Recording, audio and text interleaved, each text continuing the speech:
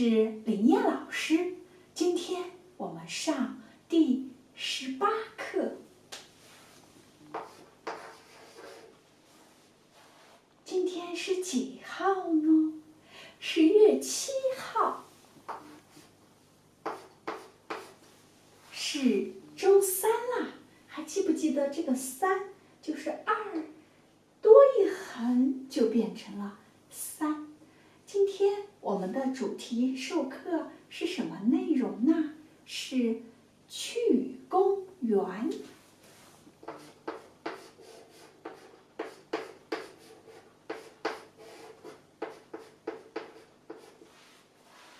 这等于就是一个公开的、非常优美的一个大家去活动的地方，在汉语里就叫公园。公园里有树，树是最多的。我们学了树、花也是最多的，草。几乎公园里所有的地面呢都是草坪，然后呢不允许汽车去的啊，当然偶尔的自行车是允许的。然后呢，最重要的还有水。公园中总是有一汪池塘或者是湖，大家可以在水面上划船。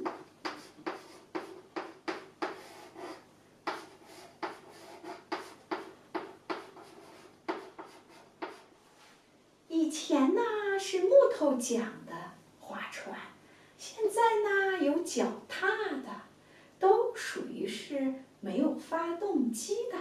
这样呢，大家等于是在自然风景中，在水面上放松自己，和朋友一起去玩。也许我们学啦，你和你的男朋友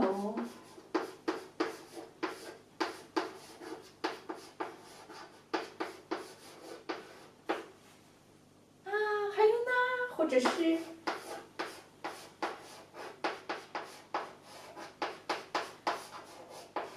女朋友，只有你们2个人去玩吗？不是，也许还有其他的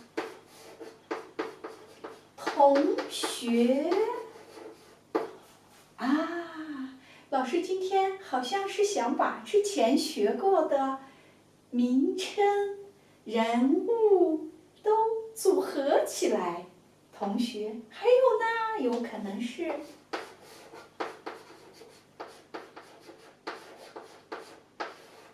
同事，大家一起去公园放松，对吧？如果你愿意，当然你也可以邀请老师、老板一起去，或者是老公、老板、老师，哇，都是很有权威的样子。好，我们组合一下啊。老板就是你工作单位的上司哦，他是你的老板，你可以请他一起去公园玩放松，或者是公司的活动呢。然后可以请老师一起去玩。如果这个老师是音乐老师，那么他可以给带来大家很多的音乐的享受啊。也许你可以邀请家里的家人、老公、孩子、老婆，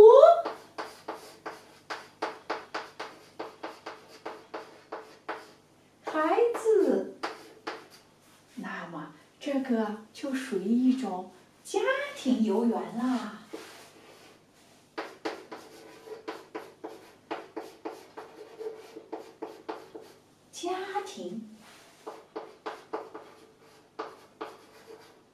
游园。家庭游园就是这个家庭去公园活动。当然，这个公园有可能有很多的树，就是森林公园；有可能有很多的花，比如秋天的植物园、菊花展。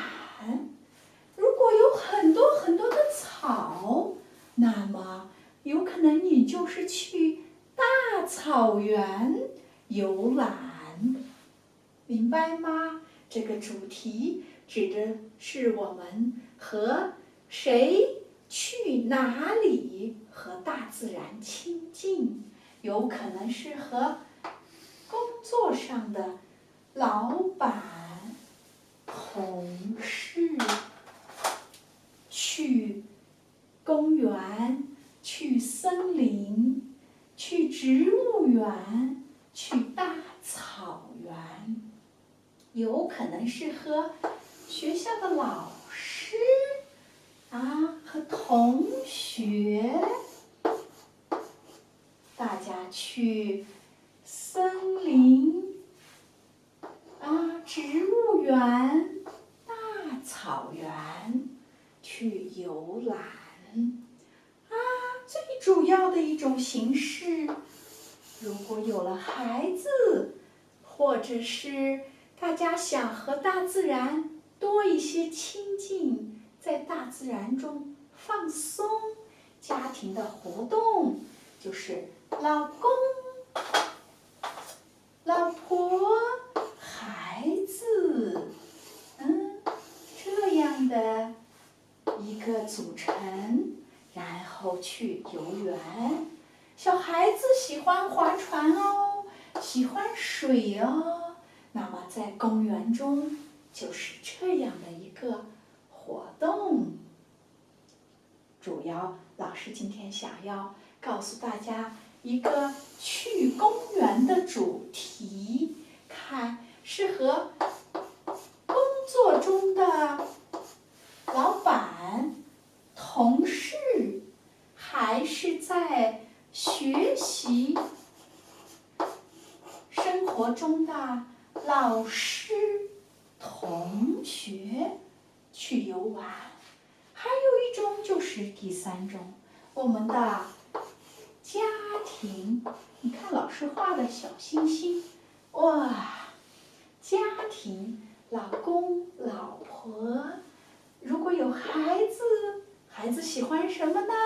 划船，喜欢水，这样的一个去公园的活动。好的，今天的课就上到这里了。